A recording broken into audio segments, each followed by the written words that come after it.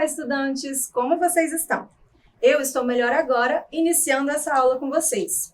Aliás, essa é a nossa aula da disciplina de Geografia, voltada para as turmas de primeiro ciclo da EJA. E eu sou a professora Nayara. Hoje vamos falar sobre as fases da Lua. Você já percebeu, por acaso, que a Lua aparece de formas diferentes? Ou seja, que ela muda ali o seu aspecto? E você sabe por que isso acontece? Nós vamos entender melhor sobre isso. Mas antes, eu preciso passar algumas informações. Enquanto isso, você pode marcar a sua presença em nossa aula, apontando a câmera do seu celular para o QR Code que aparece na tela. Aos professores e professoras que nos acompanham, essa é uma aula de Geografia, voltada para o primeiro ciclo da EJA, como já dito. Nela, desenvolveremos o eixo temático, empreendedorismo e educação financeira. O objetivo de aprendizagem é reconhecer e valorizar seu próprio saber sobre o meio natural e social, interessando-se por enriquecê-lo e compartilhá-lo. E o objetivo específico da aula, conhecer as fases da Lua e a influência dos movimentos da Terra sobre esse fenômeno natural. Pronto! Informações passadas, vamos voltar àquela pergunta que eu fiz antes? Eu havia perguntado se você já percebeu que a Lua apresenta formas diferentes. E aí? Você já observou que às vezes ela está mais iluminada, bem redondinha, em outros momentos só uma parte dela apresenta brilho, em alguns momentos ela fica mais escura, aparecendo menos? Pois é, a Lua apresenta fases. As fases da Lua é como chamamos. Você provavelmente já tinha ouvido falar sobre isso, certo? Mas por que isso acontece? Você sabe? Então, vamos por partes. Este que você vê na imagem é o nosso planeta, a Terra. Você está vendo o movimento que a Terra está fazendo? Ela está girando em volta, em torno de si mesma. Esse movimento acontece de uma forma lenta que dura 24 horas. Justamente o tempo que dura um dia. Você percebeu? O dia acaba após a Terra dar uma volta completa em torno de si mesma. Esse movimento de girar em torno de si mesma é chamado de rotação. Aliás, será que é só esse movimento que ela faz? O que você acha? Bom, não é o único. Além de girar em torno de si mesma, ela também gira em volta do Sol, assim como na imagem, aqui na nossa demonstração. A Terra gira em torno do Sol e esse movimento é chamado de translação. Ele dura mais ou menos 365 dias. Será que você sabe o que significa esse período de 365 dias? É o mesmo que um ano, pois o ano tem 365 dias. O movimento de translação, esse de a Terra girar em torno do Sol, dura 365 dias e é ele que determina essa duração do ano, entendeu? Vamos então aprender sobre a Lua agora. Você vai ver que tudo está ligado e vai fazendo sentido melhor depois. A Lua é o satélite natural da Terra. Mas o que será que isso quer dizer? Satélite natural é um corpo celeste, ou seja, um astro que fica lá no espaço. Esse satélite fica orbitando em volta de um planeta.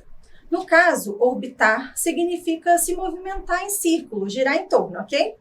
E no caso, a Lua é o satélite natural do planeta Terra. Então, ele orbita em volta da Terra e também em volta do Sol. É o único satélite natural da Terra. A Lua tem a sua superfície, como você pode observar aí na nossa imagem, cheia de crateras, que são essa espécie de buracos que nós podemos ver. A Lua não possui luz própria, você sabia? Então, você pode estar pensando, se ela não possui luz própria, como nós vemos ela brilhar no céu à noite? O que acontece é que a Lua reflete a luz do Sol. Ela brilha refletindo, emitindo, podemos dizer, a luz que recebe do Sol. Por isso, a vemos daquela forma durante a noite. Diferentes partes da Lua vão recebendo e refletindo a luz do Sol. Por isso, vou voltar a uma pergunta que eu fiz lá no início da nossa aula. Você já percebeu que o aspecto da Lua muda? Ou seja, que a forma como vemos a Lua fica diferente, nem sempre é a mesma? Pois é, às vezes vemos a Lua iluminada como um grande círculo, bem redonda, e às vezes vemos só uma parte iluminada, como eu já havia falado. Isso acontece porque aquela parte está recebendo e refletindo a luz do Sol, e é a parte que nós podemos observar.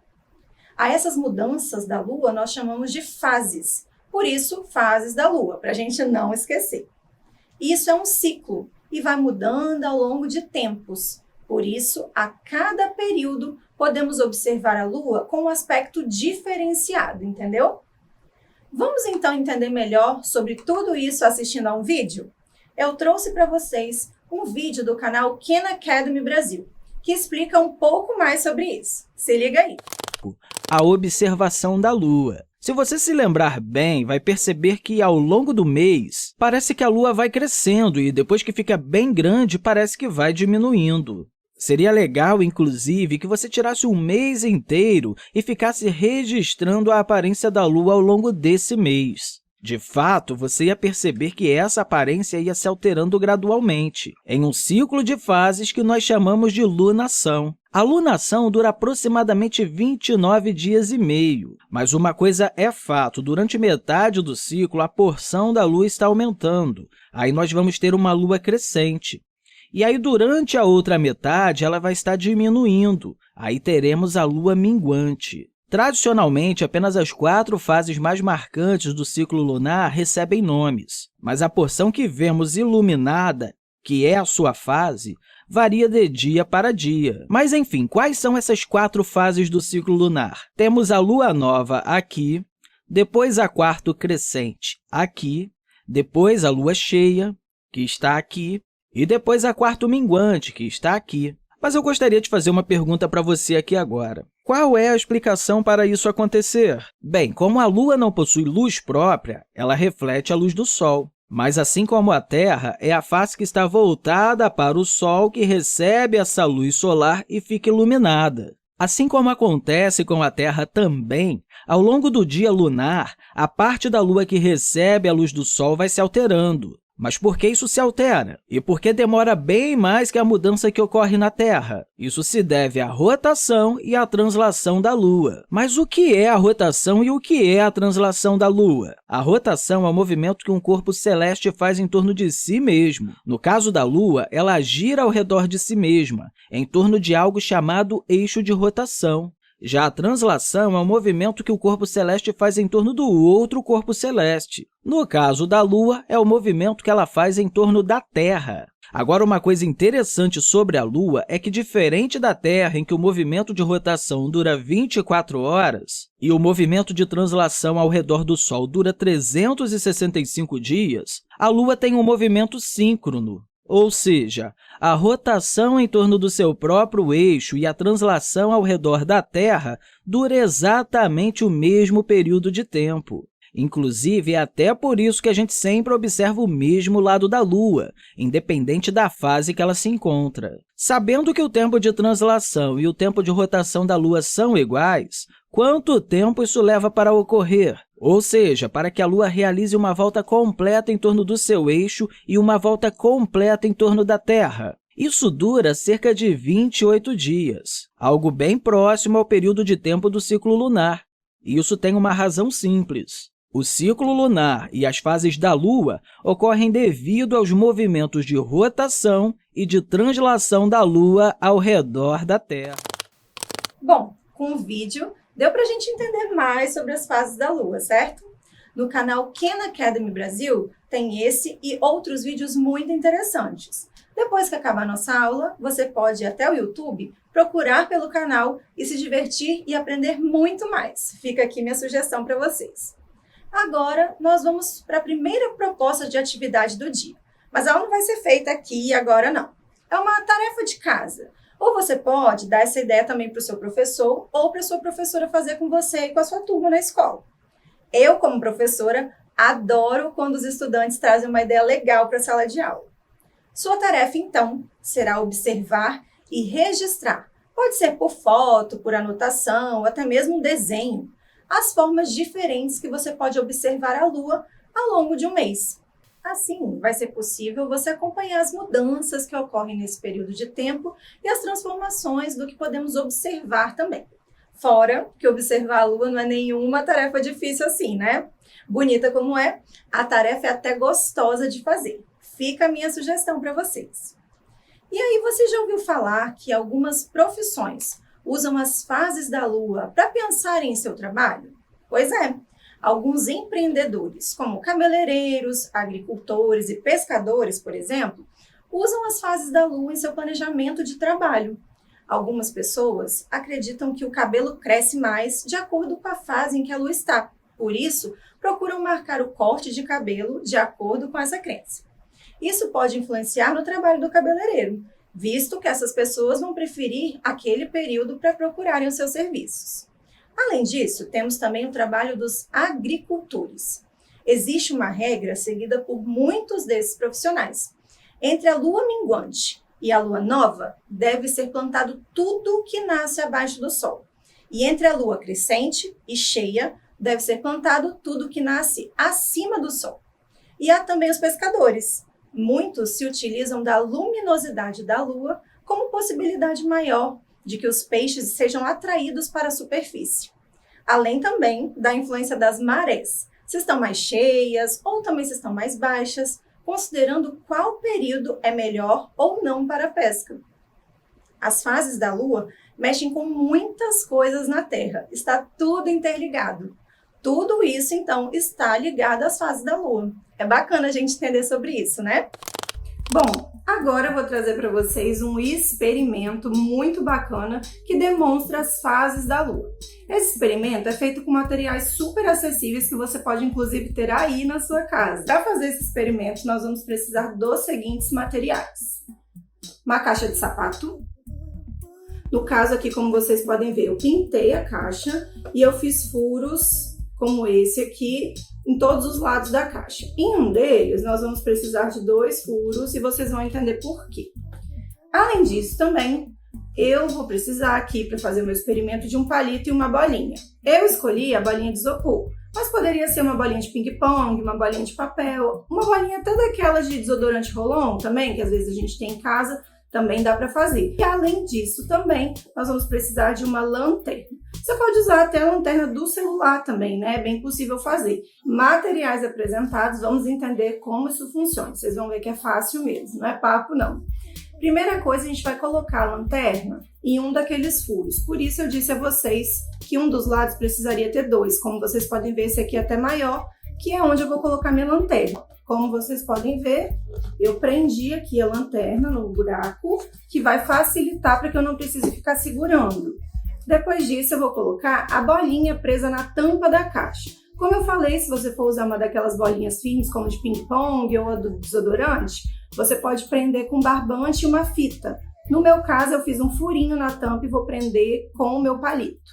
Presa, e quando fechar, ela vai estar ali dentro, como nós conseguimos ver parcialmente aqui. Essa bolinha, ela vai representar a Lua no nosso experimento. E a nossa lanterna vai representar o Sol. Agora, o nosso objetivo vai ser perceber como que essa luz do Sol reflete sobre a Lua. Lembrando que as fases da Lua que já aprendemos hoje são Lua nova, Lua cheia, Lua crescente e Lua minguante. Vamos começar então desse lado onde a lanterna foi posicionada. Como podemos ver, a Lua está iluminada em sua totalidade nessa parte, então podemos observar uma fase onde ela parece totalmente iluminada segundo a nossa perspectiva de visão. Virando a caixa em outra posição, nós conseguimos perceber o lado esquerdo com maior iluminação. Então, nós temos aqui uma fase onde o lado esquerdo pode ser observado com maior luminosidade. Agora observamos o lado oposto da caixa onde foi posicionada a nossa lanterna. Como podemos perceber, aqui há uma fase da Lua onde não percebemos iluminação direta nessa parte. No último lado que vamos observar, podemos perceber a luz mais forte, mais presente ali do nosso lado direito. Então, temos a fase onde a Lua está mais iluminada em seu lado direito. Agora, a nossa tarefa será denominar as fases da Lua mediante essa perspectiva de iluminação que a gente consegue observar, ok? Vamos lá então para a nossa tarefa? E aí, pessoal, como se chama a fase da Lua em que podemos perceber a iluminação mais incidente do lado esquerdo? Muito bem! Acertou quem disse ser a fase de lua crescente. Como nós podemos ver, crescente inicia com a letra C, fazendo o som de C, crescente. Já essa é aquela fase onde nós não conseguimos observar iluminação nessa parte da lua. E aí, como se chama essa fase da lua? E acertou quem disse ser a fase de lua nova. Nova se inicia com a letra N, fazendo o som de N. Muito bem! Aqui podemos observar essa parte da Lua com seu lado direito mais iluminado. E como se chama essa fase? Está correto quem disse ser a fase de Lua minguante. Minguante que se inicia com a letra M, pois faz o som de M. E para fecharmos nossa atividade, temos aquela fase onde observamos a Lua iluminada em sua totalidade. Como se chama essa fase?